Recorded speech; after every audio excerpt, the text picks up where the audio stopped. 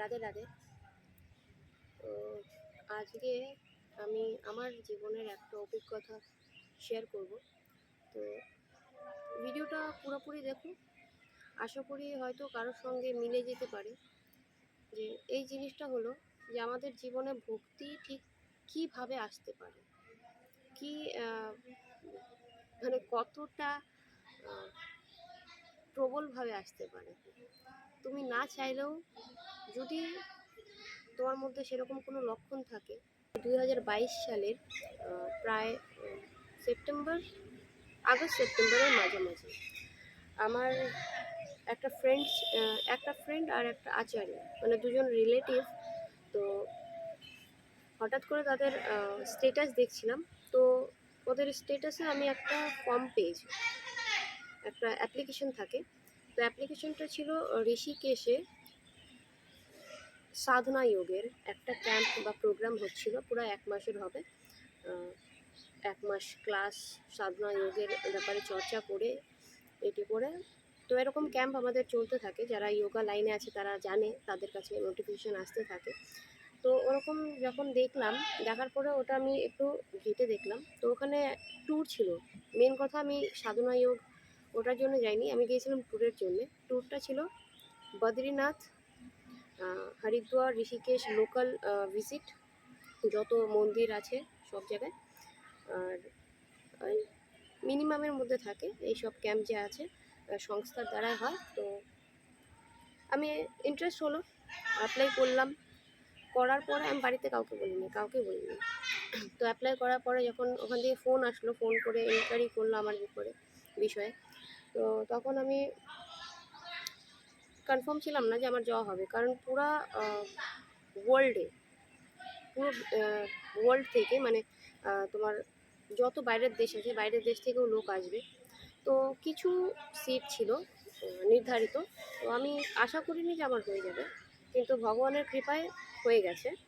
তো ওখানে লন্ডন থেকে ছিল, আমেরিকা থেকে ছিল, ফ্রান্স থেকে ছিল, কাজাকিস্তান থেকে ছিল, রাশিয়া থেকে ছিল, তারপরে দুবাই থেকে ছিল, তুর্কি থেকে ছিল, ঠিক আছে। এরকম আশেপাশের দেশ থেকে ছিল আর কি। আমরা একসঙ্গে ক্লাস করেছিলাম। তো ওখানে আমার একটা ফ্রেন্ড, মানে ওখানে আলাপ 4-5 দিন পর্যন্ত কোনো কথা নেই, কিছু নেই, শুধু দেখতাম। মনে হতো যে খুব ঘামান্ডি আছে, খুব আছে। তো তাদের সঙ্গে, আর আমার রুমমেট বিশেষ করে, তো আমার রুমমেট যে ছিল সে হিমাচলের ছিল। আর যে ফ্রেন্ডের কথা বলছি ও পুরা কৃষ্ণ ভক্ত ছিল, মানে কৃষ্ণ ভক্ত বলতে একদম বলে না, আস্তিক তো পুরা পাক্কা কাট্টার কৃষ্ণ ভক্ত। তো তখন আমার কৃষ্ণের প্রতি, মানে শ্রীকৃষ্ণের প্রতি একটাই ছিল যে আমি ভগবান মানি। এরকম না যে আমি নাস্তিক ছিলাম, আমি ভগবান মানি। কৃষ্ণ ঠাকুরের প্রতি আমার ছিল, আস্থা ছিল, কিন্তু এত গভীরভাবে ছিল না। তো আমি ওকে খুব খ্যাপাতাম যে কৃষ্ণ ঠাকুর তো খুব মানে তুই মিথ্যে কথা বলিস, বলিস ও বলিস, কৃষ্ণ ঠাকুরও মিথ্যে কথা বলতো। তো এরকমভাবে ছেলিয়া এরকম বলতাম ওকে, মন থেকে না, মানে জাস্ট হয় না ফ্রেন্ডদের মধ্যে। তো ও আমাকে শুধু একটা কথাই বলতো যে একদিন এরকম আসবে যে তুই কৃষ্ণ ঠাকুরের প্রতি এত আসক্তি হবি, দেখে নিস। তখন আমি হাসির মধ্যে উড়িয়ে দিতাম। আর আমি ছোট থেকে হনুমানজির ভক্ত। হনুমানজিকে খুব আমি মানি, আমার গুরু বলে মানি, আমার দাদা বলে মানি, আমার হি ইজ মাই এভরিথিং আমি বলতে পারি, ঠিক আছে। বাবা বলো, মা বলো, প্যারেন্টস বলো, ঠিক আছে, আমি সবভাবেই ওনাকে মানি। বিশেষ করে আমি রাখি বন্ধনে রাখিও করে ওনাকে, ঠিক আছে। আর গুরু, ভক্তিপথে যে আমি এসেছি, তো ওনাকে আমি সর্বপ্রথম গুরু পদেই গ্রহণ করেছি। যে ওনার যে গুণ, ওনার যে জীবনশৈলী, সেটা আমার খুব পছন্দ। আর ওনার মধ্যে যে ভক্তির ইয়েটা আছে, ধৈর্যটা আছে, সহনশীলতা আছে, আমার খুবই একদম। তো ওটা হলো, আমি ওকে বলতাম আমি হনুমানজি ভক্ত, ওরা সবাই জানে, আমাদের ক্যাম্পে সবাই ছিল। তো ওরা যখনই কোনো জায়গায় হনুমানজির মূর্তি বা কিছু দেখতো, তখন আমাকে বলতো, এই লুক ইয়োর গুরু। तो किसी लोग এরকম বলতো, দেখো তোমারা গুরুদেব वहाँ पे खड़े हैं, তোমার গুরুদেব वहाँ पे बैठे हैं। আর কোনো জায়গায় যদি কোনো বান্দর দেখা যেত বা হনুমান, তো বলতো, এই देखो देखो देखो तुम्हारे गुरुदेव तुमसे मिलने आए हैं। हाँ, या फिर अपना দুধ ভেজে तुमसे मिलने के लिए। তো প্রণাম করে দিতাম, এই করে দিতাম। তো ওদের মধ্যেও ছিল, গণেশ ভক্ত ছিল, এই ছিল। তো ওটা গেল। ক্যাম্প এরকমভাবে ১ মাস প্রায় কমপ্লিট হতে থাকলো। তো তখনও আমার ছিল না।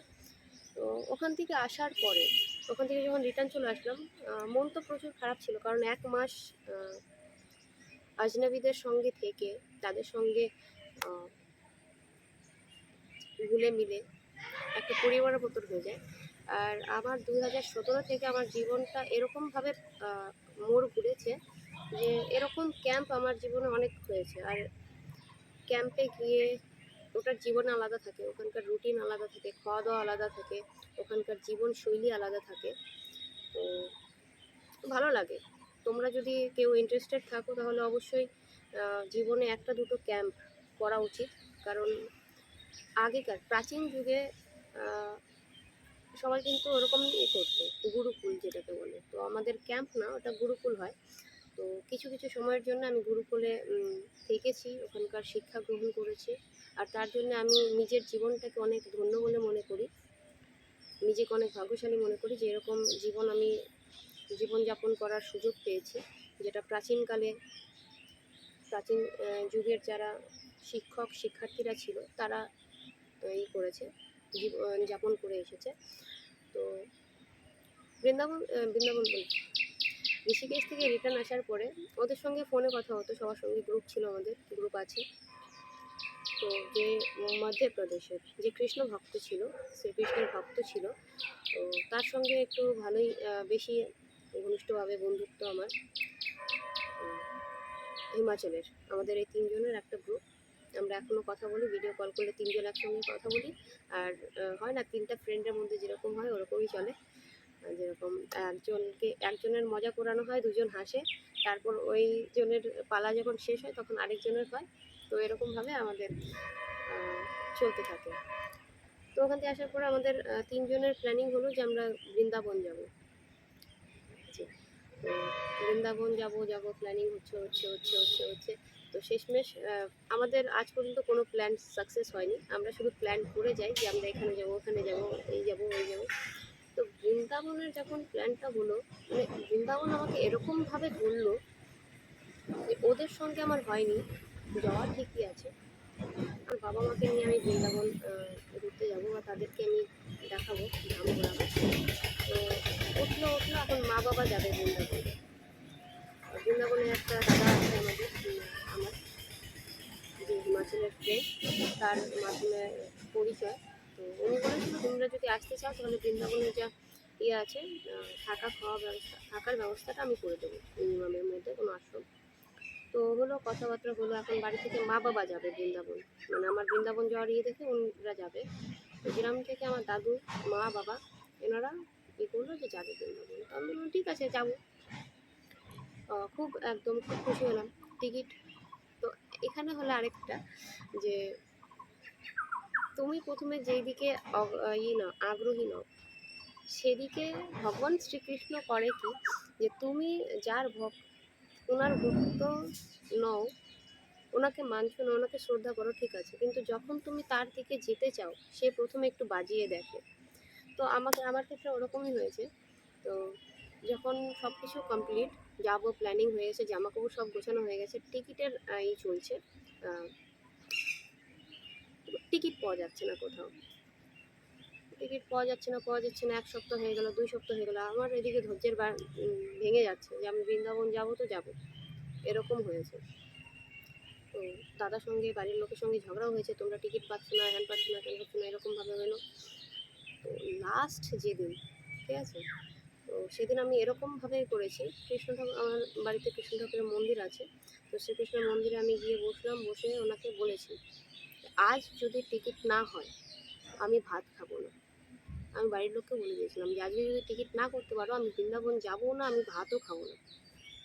আর সকাল থেকে দাদা টিকিটের জন্য খুঁজছে হয়নি, সন্ধ্যার দিকে টিকিট হয়ে গেছে। তো টিকিটটা কেমন হয়েছে যে আমার টিকিট পাইনি, তো ৪ জন ছিল বয়স্ক, এবং আমার বাবা ছিল, মা ছিল, দাদু ছিল। ওনাদের একটা হয় না ওল্ড প্যাসেঞ্জার, একটা ওপর এই থাকে, তো তাদের ওখানে হয়ে গেছিলো। ওনাদের 4টে সিট হয়ে গেছে, আমার সিটটা হয়নি। তো আমি বলেছিলাম যে আমি তাহলে জেনারেল টিকিট কেটে ফাইন দিতে হয়। তো বললাম ফাইন যদি টিটি আসে তাহলে ফাইন দিয়ে দেবো, কোনো ব্যাপার না, কিন্তু আমি যাবো তো যাবোই। তো যাওয়া হলো ওখান থেকে বৃন্দাবন গিয়ে ওখানে ঘোরা হলো, এই করে হলো। আর সত্যি কথা বলবো তো ওইবারে গিয়ে বৃন্দাবন এরকম কোনো জায়গা নেই যেখানে আমি ঘুরিনি, এনাদেরকে ঘোরাইনি, আমার বাড়ির লোককে ঘোরাইনি। তার মধ্যে দাদার খুবই অশেষ কৃপা, অশেষ অনেক অনেক ধন্যবাদ দাদাকে। দাদার এত ভালো ব্যবস্থা করে দিয়েছিল থাকার। আর সব আশ্রমে ছিল, আশ্রম বলতে বড় বড় ইয়েগুলা। তো বৃন্দাবনে যাওয়াতেই প্রথমে বৃন্দাবনের যে জেলা মন্ত্রী আছে তার সঙ্গে কথা বলিয়ে দিয়েছিল দাদা, এবং তার উপরে আমার টোটাল দায়িত্ব ছিল, আমার বাড়ির লোকের দায়িত্ব, তাদের থাকার। তো এত মানে প্রথমত ভক্তির দিকে যখন যাবে তখন একটু বাজিয়ে দেখে ঠিকই, কিন্তু তুমি যদি টিকে থাকো তাহলে পরবর্তীতে ভগবান শ্রীকৃষ্ণ তার ভক্তকে কীভাবে এই করে রাখতে হয় সেটা উনি দেখে নেয়। কিন্তু আমার আরেকটা পরীক্ষা, অনেক বড় পরীক্ষা নিয়েছিল, সেটা কি জানো? বৃন্দাবন গিয়েছি, বৃন্দাবন আমি টোটাল বাড়ির লোককে নিয়ে 15 দিনের মতন ছিলাম প্রথমবার গিয়ে। তো থাকাটাই কী হয়েছে, ওখানে ভাত পাওয়া যায় না, আর বাঙালি মানুষের ভাত সব থেকে লাগে। তো ভাত পাওয়া যায় না, আমার মা ভাত ছাড়া খেতে পারে না, রুটি। তো আমি, দাদু, বাবা, এই তিনজনের কোনো অসুবিধা ছিল না। আরেকজন যে ছিল উনি রাধাকুণ্ডে ছিল, ওনার কিছু ব্যবস্থা ছিল আলাদা। তো আমাদের কোনো অসুবিধা ছিল না, আমাদের দিনে যা পেতাম মন্দিরে প্রসাদ, ভান্ডারা, ওখান থেকে নিয়ে নিতাম। জানতাম না আগে অতটা ভান্ডারের পিছনের যে ইয়েগুলো আছে, তো প্রসাদ নিয়ে নিতাম। মা পারতো না, মার ভাত লাগতো, তো ওটা নিয়ে অনেকই হয়েছে মায়ের সঙ্গে, কিন্তু মাকে অনেক কষ্ট করা হয়েছে, হাঁটতে হয়েছে টোটাল, ওনারা হেঁটেওছে।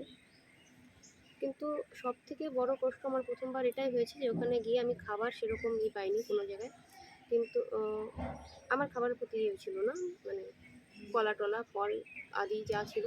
কিন্তু আমার এতটুকু যতটুকু আমি বুঝতে পেরেছি যে ওইবারে গিয়ে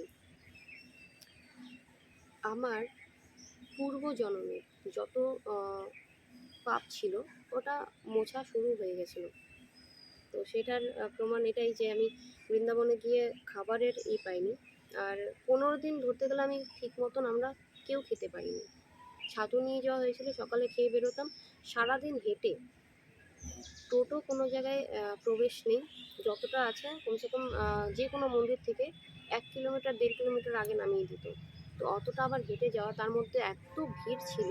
আমরা গিয়েছিলাম পুরুষোত্তম মাস, ওটা পরে গিয়েছিলাম, আগে হোলিতে গিয়েছিলাম। হোলির মধ্যে এত সুন্দর বৃন্দাবন হোলি। তো এরকমভাবে আমার জীবনে ভক্তি এসেছে, আর এখন আমি ওটাকে ধরে আছি। এখন দেখা যাক শ্রীকৃষ্ণ আমাকে কতদূর নিয়ে যায়, রাধারানীর কৃপা থাকলে অবশ্যই কোনো না কোনো পর্যায়ে গিয়ে পৌঁছাবো। আর ভক্তি এরকমভাবেই আসে, একদম কোনো অ্যানাউন্সমেন্ট নেই, কোনো নেই। তোমার ভক্তির প্রতি যদি ইয়েও থাকবে না, আগ্রহ থাকবে না, কিন্তু চলে আসবে। যদি তোমার কর্ম সেরকম থাকে, যদি তোমার প্রারব্ধ সেরকম থাকে, তাহলে অবশ্যই ভক্তি তোমার জীবনে আসবে। তো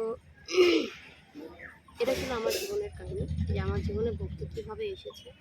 আর আমি এখন আমি লাড্ডু গোপাল নিয়ে এসেছি, আমার ছেলে, আমার সব কিছুই।